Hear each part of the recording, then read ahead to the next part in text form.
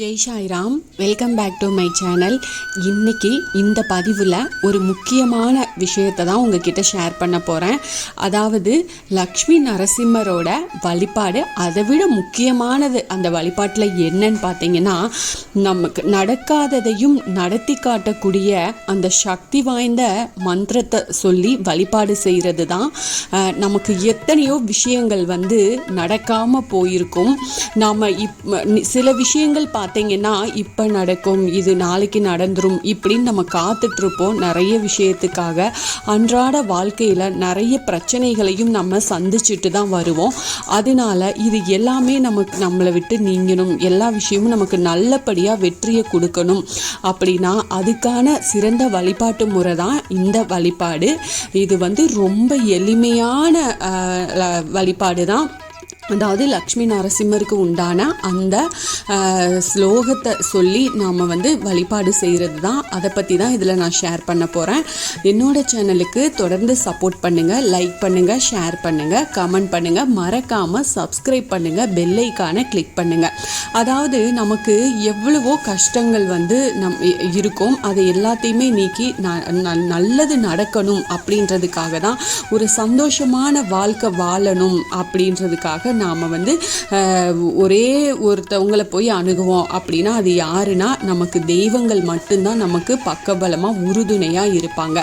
அப்படிப்பட்ட தெய்வங்களுக்கு மிகவும் சிறப்பு வாய்ந்தவர் நம்ம லக்ஷ்மி நரசிம்மர் இருக்காரு. பக்தனின் கூப்பிட்ட குரலுக்கு அதுக்கு ஏற்ற மாதிரி ஓடி பக்தனை காப்பாற்றிய தெய்வமாக லக்ஷ்மி நரசிம்மர் இருக்கிறாரு. அப்படிப்பட்ட லக்ஷ்மி நரசிம்மரை நம்ம எந்த மந்திரம் சொல்லி வழிபட்டோம் அப்படின்னா நடக்காத காரியம் கூட நடக்கும் அப்படின்னு இந்த பதிவில் நாம் பார்க்கலாம். அதாவது அசுரனோட மகனாக இருந்தாலுமே அவரை நம்பி விடாப்பிடியோடு அவரையே தியானிச்சுட்டு அவரோட நாமத்தையே உச்சரித்தான் அப்படின்ற ஒரே காரணத்தினால அவனுக்கு ஏற்பட்ட அவ்வளோ கஷ்டங்கள் துன்பங்களில் இருந்து அவனை காப்பாற்றி அவனுக்கு நல்ல வாழ்வும் வளமும் தந்தவர் லக்ஷ்மி நரசிம்மர். இந்த நரசிம்மர் உருவான கதை, அவரோட பக்தனான பிரகலாதனின் கதையும் நமக்கு எல்லாருக்குமே தெரியும். அப்படிப்பட்ட நரசிம்மரை நாம் வழிபடும் போது நமக்கு ஏற்படுற கஷ்டங்கள் எல்லாமே நீங்கி நமக்கு அவ்வளவு நன்மைகள் நமக்கு கிடைக்கும்.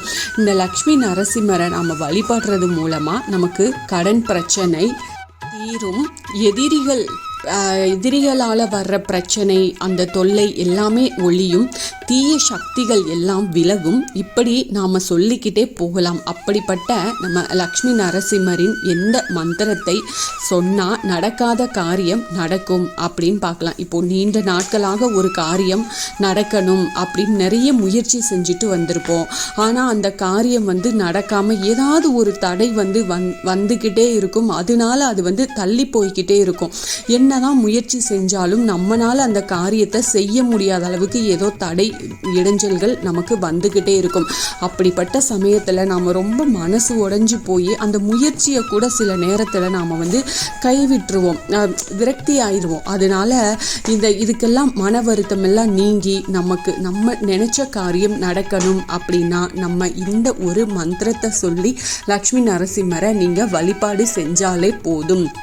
எந்த விஷயமாக இருந்தாலும் நீங்கள் எதுக்காக காத்துட்ருக்கீங்க, உங்கள் வாழ்க்கையில் நடக்க வேண்டிய முக்கியமான விஷயங்கள் என்ன, அது எல்லாத்தையும் நீங்கள் ஆத்மார்த்தமாக பிரார்த்தனை செஞ்சு நரசிம்மர்கிட்ட விட்டுட்டு இந்த மந்திரத்தை நீங்கள் பாராயணம் செய்யுங்க. இப்போது அந்த மந்திரத்தை நான் சொல்கிறேன்.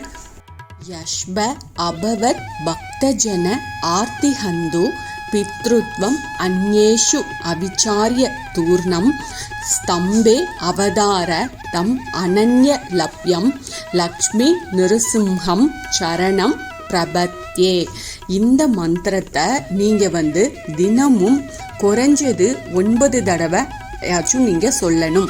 9 தடவை சொல்ல முடியாதவங்க ஒரு 3 தடவையாவது நீங்கள் இந்த மந்திரத்தை சொல்லுங்க. இது சமஸ்கிருதத்தில் இருக்குது. இதை சொல்கிறதுக்கு கஷ்டமாக இருக்குது அப்படின்னா நான் அதோட பொருள் கொடுக்குறேன். அதை பாராயணம் பண்ணுங்க. பக்தி அற்றவர்களால் அடைய முடியாதவனே தாயின் கருப்பையில் அவதரித்தால் தாமதமாகும் என்று தூணில் அவதரித்தவனே, நினைத்த மாத்திரத்தில் பக்தர்களின் துன்பத்தை போக்குபவனே, லக்ஷ்மி நரசிம்மனே, உனது திருவடியை சரணடைந்தேன். இதுதான் அதோட பொருள், அந்த மந்திரத்தோட பொருள். அந்த மந்திரம் உங்களுக்கு படிக்கிறதுக்கு வரல, கஷ்டமாக இருக்குது அப்படின்னா இந்த பொருளை படிங்க. நிச்சயமாக அதை படிக்கிறதுக்கு நீங்கள் ட்ரை பண்ணுங்கள். முதல்ல 1 தடவை 2 தடவை கஷ்டமாக இருக்கும், அதுக்கப்புறம் கண்டிப்பாக உங்களால் படிக்க முடியும். ஈஸியாக தான் இருக்கும். முடிஞ்ச வரைக்கும் அந்த ஸ்லோகத்தை நீங்கள் படிக்க பாருங்கள். இந்த ஸ்லோகம் படிக்கிறதுக்கு என்ன பண்ணணும் அப்படின்னா, நம்ம வீட்டில் லக்ஷ்மி நரசிம்மர் படம் இருக்கும் இல்லையா, அவருக்கு முன்னாடி ஒரு சின்ன அகல் விளக்கில் நெய் தீபம் ஏற்றி வைங்க. படம் இல்லை அப்படின்னா ஒரு குட்டி படமாவது வாங்கிட்டு உங்கள் வீட்டில் அந்த பூஜை அறையில் ஒட்டி வச்சுக்கோங்க. ஒட்டி வச்சுட்டு அதுக்கு அந்த நரசிம்மருக்கு நீங்கள் ஒரு நெய் தீபம் ஏற்றி வைங்க. உங்கள் வீட்டுக்கு பக்கத்தில் லக்ஷ்மி நரசிம்மர் கோயில் இருக்குது அப்படின்னா இன்னும் நல்லது. நீங்கள் அங்கே போயும் நெய் தீபம் ஏற்றி வச்சுட்டு நீங்கள் ஆத்மார்த்தமாக இந்த மந்திரத்தை போய் கோயில்லையும் நீங்கள் போய் சொல்லிட்டு வரலாம். வீட்டில் நீங்கள் செய்கிறீங்க, ரொம்ப அதாவது வேலைக்கு கிளம்பிட்டு எங்களுக்கு டைம் இல்லை கோயிலுக்கு போக அப்படின்னா நீங்கள் தாராளமாக வீட்டில் செய்யுங்க. காலையில் எந்திரிச்சோடனே குளிச்சுட்டு நரசிம்மருக்கு, அதாவது துளசி இல்லைன்னா செவ்வரளி பூ, இதில் எது இருக்கோ அதை நரசிம்மர் படம் இருக்குது அப்படின்னா அவருக்கு சாத்துங்க. அதுக்கப்புறமா ஒவ்வொரு தடவையும் இந்த மந்திரத்தை சொல்லும் போதும் அவருக்கு துளசினாலேயோ இல்லை அந்த செவ்வரளி மலர்னாலேயோ அவருக்கு அர்ச்சனை பண்ணுங்க 9 முறை. அப்படி இல்லைன்னா உங்களால் கம்மியாக அதுக்கு கம்மியாக தான் சொல்ல முடியும் அப்படின்னா 3 முறை இதில் ஏதாவது ஒரு இதை நீங்கள் சொல்லுங்கள். நிச்சயமாக உங்களுக்கு கைமேல பலன் கொடுக்கும். அதே போல் நரசிம்மருக்கு பிடிச்ச பானகம் செஞ்சு வைங்க. அதை நெய்வேத்தியமாக வச்சு நீங்கள் இந்த மந்திரத்தை சொல்லுங்கள். கண்டிப்பாக உங்களுக்கு என்ன கோரிக்கை நடக்கணுமோ அதை அவர் நிறைவேற்றி கொடுப்பாரு. இந்த நரசிம்மரின் இந்த அற்புதமான மந்திரத்தை நம்ம தினமும் உச்சரிச்சுட்டு வந்தோம் அப்படின்னா நம்ம வாழ்க்கையில் இருக்கக்கூடிய தடைகள் எல்லாமே நீங்கி நம்ம வெற்றியையும் வளமான வாழ்க்கையையும் பெற முடியும். நீங்கள் நம்பிக்கையோட நரசிம்மருக்கு இந்த மந்திரத்தை சொல்லி நீங்கள் பிரார்த்தனை செஞ்சுட்டு வாங்க. உங்கள் காரியம் நிச்சயமாக ஜெயமடையும். என்னோட சேனலுக்கு தொடர்ந்து சப்போர்ட் பண்ணுங்கள். லைக் பண்ணுங்கள், ஷேர் பண்ணுங்கள், கமெண்ட் பண்ணுங்கள். மறக்காமல் சப்ஸ்கிரைப் பண்ணுங்கள், பெல் ஐக்கானை கிளிக் பண்ணுங்கள். இந்த பதிவு உங்களுக்கு பயனுள்ள பதிவாக இருக்கும் அப்படின்னு நான் நம்புகிறேன். இதில் ஏதாவது சந்தேகம் இருக்குது அப்படின்னா எனக்கு கமெண்ட்டில் கேளுங்க. கண்டிப்பாக உங்களுக்கு நான் பதில் சொல்கிறேன். Thank you friends. மீண்டும் அடுத்த பதிவில் சந்திப்போம்.